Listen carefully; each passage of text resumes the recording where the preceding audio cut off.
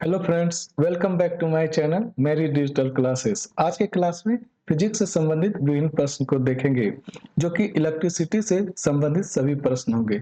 ये सभी प्रश्न आरआरबी ग्रुप डी, एनटीपीसी तथा किसी भी कॉम्पिटिटिव एग्जामिनेशन के लिए बहुत ही महत्वपूर्ण है। वीडियो स्टार्ट करने से पहले आप लोगों से रिक्वेस्ट है कि इस वीडियो को ज़्यादा से ज़्यादा शेयर कीजिए, लाइक कीजिए तथा अगर आप इस चैनल पर नए हैं तो प्लीज सब्सक्राइब करके बेल आइकन दबा दीजिए, जिससे कि प्रत्येक वीडियो का नोटिफिकेशन आप तक पहुंच सके। तो चलते हैं सबसे पहले प्रश्न पर, जो इस प्रकार है। करा कि what is the effect on force if the distance between two charges is double. करा कि यदि दो आवेश के बीच की दूरी दोगुनी कर दी जाए तो बल पर क्या प्रभाव पड़ेगा। तो एक फॉर्मूला होता है क्या, F बराबर के Q1 इंटू Q2 बटे आर स्क्वायर। आर क्या हो गया, डिस्टेंस बिटवीन टू चार्जेस।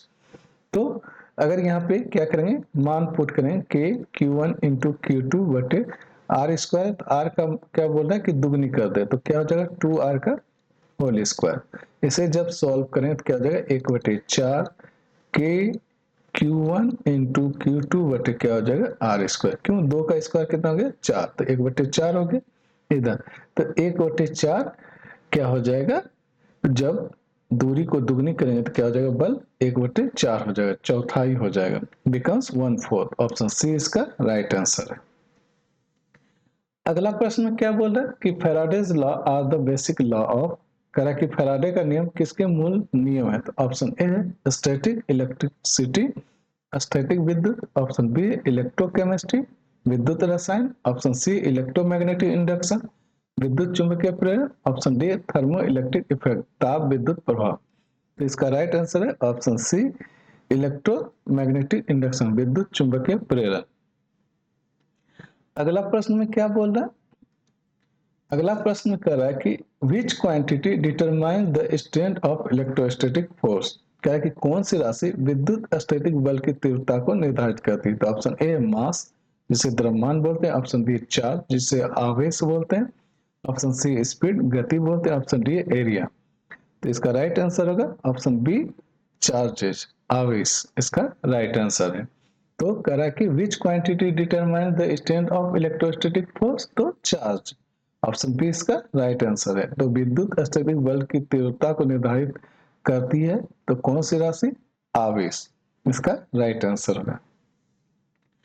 अगला प्रश्न में क्या बोल रहा है कि if magnetic flux increases linearly with time the induced EMF is. करा कि यदि चुंबकीय फ्लक्स समय के साथ रैखिक रूप से बदलता है, बढ़ता है, तो प्रेरित ईएमएफ होगा। तो ऑप्शन ए है कांस्टेंट, स्थिर होगा। ऑप्शन बी जीरो, शून्य होगा। ऑप्शन सी डिक्रीजिंग, घटता होगा। ऑप्शन डी ऑसिलेटिंग, दोलन करता होगा। तो इसका राइट आंसर होगा ऑप्शन ए कांस्टेंट, स्थिर रहेगा। अगला प्रश्न में क्या बोल रहा है, कह रहा है कि Coulomb's law is not valid in. कह रहा है कि कुलम का नियम इनमें से किसके लिए मान्य नहीं है। तो ऑप्शन ए वैक्यूम निर्वात। ऑप्शन बी कंडक्टर्स, चालक के लिए। ऑप्शन सी मूविंग चार्जेस, गतिशील आवेश के लिए। ऑप्शन डी स्टैटिक चार्जेस, स्थिर आवेश के लिए। तो इसका राइट आंसर होगा ऑप्शन सी मूविंग चार्जेस, गतिशील आवेश के लिए जो है कुलम का नियम वैलिड नहीं है। ऑप्शन सी इसका राइट आंसर। अगला प्रश्न करा कि in Faraday's experiment EMF is not induced when. करा कि फैराडे के प्रयोग में ईएमएफ प्रेरित नहीं होता है जब। Option a magnet is moved into coil, चुंबक को कुंडली में डाला जाए। ऑप्शन बी है coil is move near magnet, करा कि कुंडली को चुंबक के पास ले जाया जाए। Option C magnet is held stationary inside coil, करा कि चुंबक को स्थिर रखा जाए। ऑप्शन डी है मैग्नेटिक फील्ड चेंजेस। ऑप्शन क्या बोल रहा है, डी मैग्नेटिक फील्ड चेंजेस, तो चुंबकीय क्षेत्र बदले। तो इसका राइट आंसर होगा option C magnet is held stationary inside coil, चुंबक को स्थिर रखा जाए। तो प्रश्न में क्या बोला कि फैराडे के प्रयोग में ईएमएफ प्रेरित नहीं होता, इलेक्ट्रोमोटिव फोर्स जो है प्रेरित नहीं होता है जब चुंबक को स्थिर रखा जाएगा। Magnet is held stationary inside coil, coil के अंदर क्या चुंबक को क्या स्थिर रखा जाए। तो ऑप्शन सी इसका राइट आंसर। अगला प्रश्न क्या बोल रहा है कि the force between two charges in a medium is. कह रहा है कि किसी माध्यम में दो आवेशों के बीच का जो बल होता है वो क्या होता है। तो ऑप्शन ए एफ बराबर Q1 into Q2 by A square E R square. Option B है एफ बराबर Q1 इंटू Q2 बटे 4 pi epsilon R square. Option C F बराबर के Q1 इंटू Q2 बटे R square E. Option D F बराबर K Q1 into Q2 E by R square. तो इसका right answer है option C F बराबर क्या आ जाएगा K into Q1 Q2 by R square epsilon. अगला प्रश्न में क्या बोल रहा है, करा कि Faraday's law is used in the working of, करा कि फैराडे का नियम किसके कार्य में प्रयुक्त होता है। तो option A voltmeter, option B generator, option C transformer, option D both B and C दोनों। तो इसका राइट आंसर है option D both B and C. ठीक है, तो बी और सी दोनों, ऑप्शन डी इसका राइट आंसर है।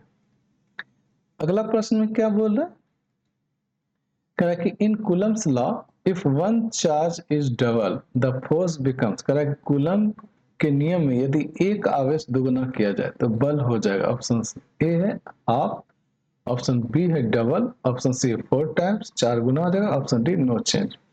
तो इसका राइट आंसर होगा ऑप्शन बी डबल दुगुना हो जाएगा।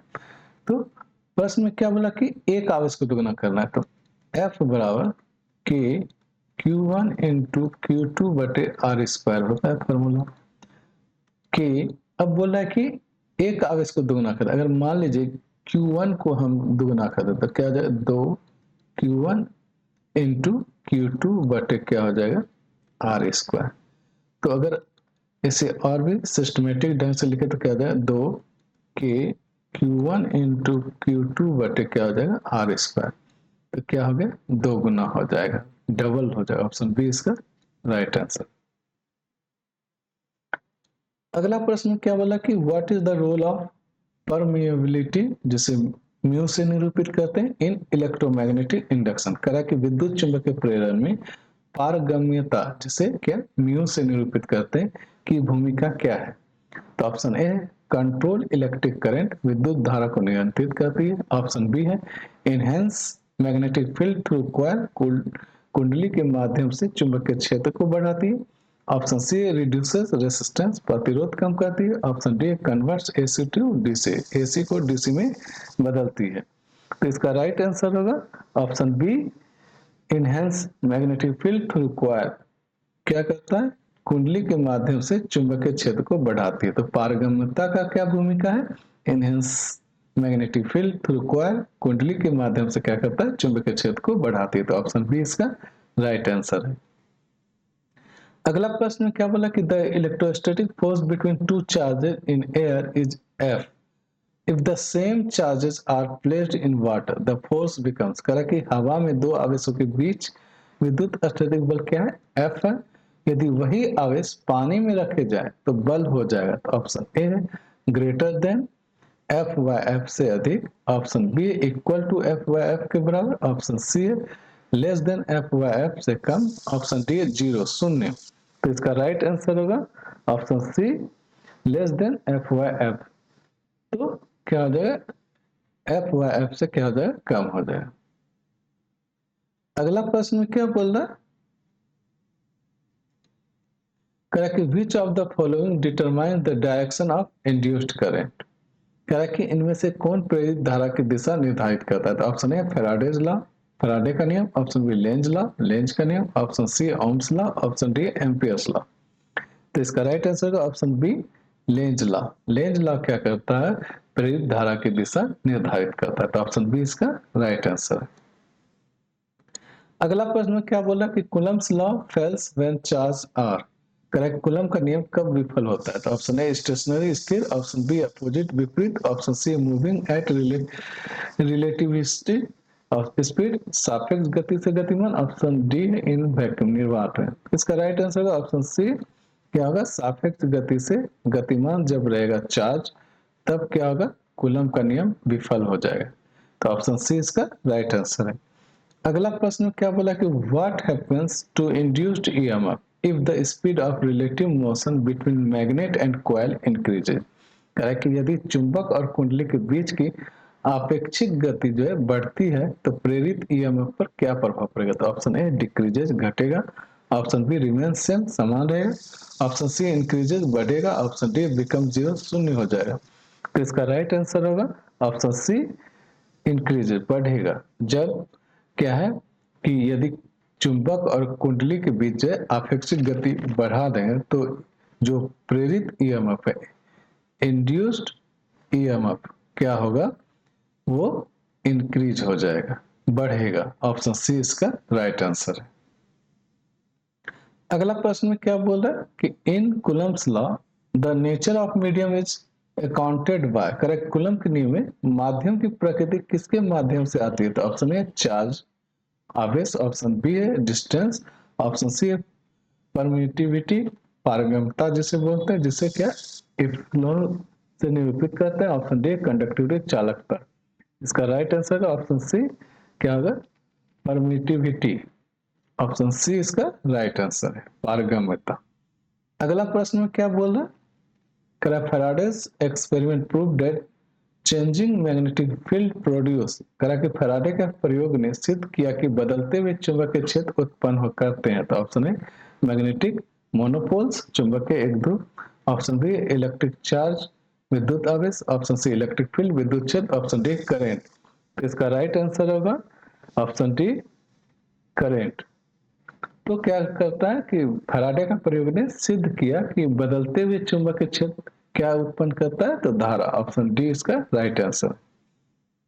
अगला प्रश्न में क्या करें, in Coulomb's law force is independent of, correct, Coulomb के नियम में बल किससे स्वतंत्र होता है? तो ऑप्शन ए मीडियम माध्यम जिसे बोलते हैं, ऑप्शन बी चार्जेस आवेश बोलते हैं, ऑप्शन सी डिस्टेंस दूरी, ऑप्शन डी है एरिया ऑफ कॉन्टेक्ट संपर्क क्षेत्र। तो इसका राइट आंसर होगा option D area of contact क्या है, संपर्क क्षेत्र से स्वतंत्र रहता है। तो ऑप्शन डी इसका राइट आंसर।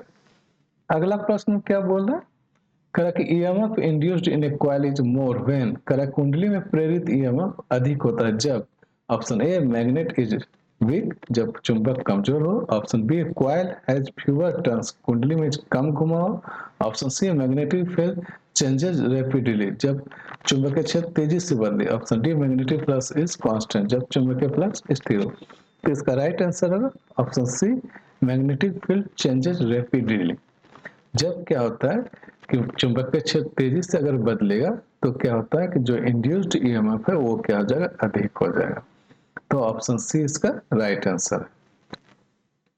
अगला प्रश्न क्या बोला कि the unit of electric flux is, correct, विद्युत चुंबक जो विद्युत फ्लक्स का है इकाई पूछ रहा है। तो option A coulomb, option B क्या newton, option C volt meter, option D weber. तो जो यूनिट ऑफ इलेक्ट्रिक फ्लक्स होता है क्या होता है, वोल्ट मीटर होता है। क्या होता है, वोल्ट मीटर। तो ऑप्शन सी इसका राइट आंसर क्या होता है, वोल्ट मीटर, वोल्ट मीटर। तो इलेक्ट्रिक फ्लक्स का यूनिट क्या होता है, वोल्ट मीटर होता है। ऑप्शन सी इसका राइट आंसर। अगला प्रश्न क्या बोल रहा है, Faraday's law can be verified using, Faraday का नियम को किससे सत्यापित किया जा सकता है? Option A electric motor, option B galvanometer and coil, option C ammeter and resistor, option D voltmeter only. तो इसका राइट आंसर हो जाएगा option B galvanometer and coil. तो गैल्वेनोमीटर और कुंडली जिसे क्या बोलते हैं, कॉइल बोलते हैं। तो फैराडे का नियम को जो है बोल रहा है कि किससे सत्यापित किया जा सकता है, तो गैल्वेनोमीटर और कॉइल से। ऑप्शन बी इसका राइट आंसर है। अगला प्रश्न में बोला कि electrostatic force between charges is, करा के आवेशों के बीच विद्युत स्टैटिक बल होता है। तो ऑप्शन ए कांटेक्ट फोर्स संपर्क बल, option B non contact force और संपर्क बल, ऑप्शन सी फ्रिक्शनल फोर्स घर्षण बल, ऑप्शन डी न्यूक्लियर फोर्स नाभिकीय बल। तो इसका राइट आंसर होगा ऑप्शन बी क्या, नॉन कांटेक्ट फोर्स और संपर्क बल। जो आवेशों के बीच विद्युत स्टैटिक बल होता है वो क्या होता है, और संपर्क बल होता है, non contact force. Option B इसका राइट आंसर है। अगला प्रश्न क्या बोला कि Faraday's second law of electromagnetic induction is based on, कि विद्युत चुंबकीय प्रेरण का जो है फैराडे का दूसरा नियम किस पर आधारित है? तो option A total magnetic flux, कुल चुंबकीय फ्लक्स। ऑप्शन बी है rate of change of magnetic flux, correct चुंबकीय फ्लक्स में परिवर्तन की दर। ऑप्शन सी है angle between coil and magnet, correct कुंडली और चुंबक के बीच कोण। Option D nature of coil, कुंडली की प्रकृति। तो इसका राइट आंसर होगा option B rate of change of magnetic flux, चुंबकीय फ्लक्स में परिवर्तन की दर। तो Faraday second law of electromagnetic induction is based on क्या, rate of change of magnetic flux, चुंबकीय फ्लक्स में परिवर्तन की दर। ऑप्शन बी इसका राइट आंसर। अगला प्रश्न करा कि in Coulomb's law if both charges are negative the force is, correct Coulomb के नियम में यदि दोनों आवेश क्या हो, ऋणात्मक हो, नेगेटिव हो, तब बल क्या हो जाएगा। तो ऑप्शन है अट्रैक्टिव आकर्षण, ऑप्शन बी रिपल्सिव विकर्षण, option C zero, option D है कहा नहीं जा सकता। तो इसका राइट आंसर होगा ऑप्शन बी रिपल्सिव, विकर्षण हो जाता है। जब दोनों आवेश क्या हो, ऋणात्मक हो, तो फोर्स क्या हो जाएगा, रिपल्सिव हो जाएगा, विकर्षण बल हो जाएगा। ऑप्शन बी इसका राइट आंसर। अगला प्रश्न कह रहा है कि which law gives direction of induced current, कह रहा है कि प्रेरित धारा की दिशा बताने वाला नियम है। तो option A Faraday's law, option B है Coulomb's law, option C Lenz law, option D Gauss law. तो इसका राइट आंसर होगा ऑप्शन सी लेंज लॉ। तो लेंज लॉ क्या है, वह इंड्यूस्ड करंट का क्या करता है, डायरेक्शन बताता है। तो ऑप्शन सी इसका राइट आंसर है। अगला प्रश्न क्या बोल रहा है कि if distance between two charges is half the force becomes, यदि दो आवेश के बीच की दूरी आधी हो जाए तो बल क्या हो जाएगा। तो option A becomes half, option B है becomes double, option C becomes 4 times, option D becomes 0। इसका राइट आंसर होगा ऑप्शन सी बिकम्स 4 टाइम्स। अगर बोला कि दो चार्ज के बीच जो है दूरी को क्या कर दे, आधा कर दे, तो क्या हो जाएगा, वह बिकम्स 4 टाइम्स, 4 गुना हो जाए। कैसे होगा, F बराबर क्या फार्मूला के Q1 इंटू Q2 बटे आर स्क्वायर। अब यहाँ पे बोला क्या कि अगर डिस्टेंस को क्या कर दे, हाफ, आधा, तो यहाँ पे मान पुट करें तो क्या हो जाएगा कि Q1 इंटू Q2 बटे क्या हो जाएगा 1/2 आर का होल स्क्वायर। अब इसे जब सॉल्व करेंगे तो क्या हो जाएगा, 1/2 का मतलब 1/4 हो जाएगा, स्क्वायर जब करेंगे तो 1/2 का स्क्वायर करेंगे तो 1/4 हो जाएगा। 1/4 जो है ये क्या है, बटे मतलब ऊपर भेजेंगे तो क्या हो जाएगा 4 के Q1 इंटू Q2 बटे क्या हो जाएगा आर स्क्वायर। तो अब यहाँ पे 4 क्या गया, 4 गुना, तो बिकम्स क्या हो जाएगा 4 टाइम्स, 4 गुना हो जाएगा। ऑप्शन सी इसका राइट आंसर है।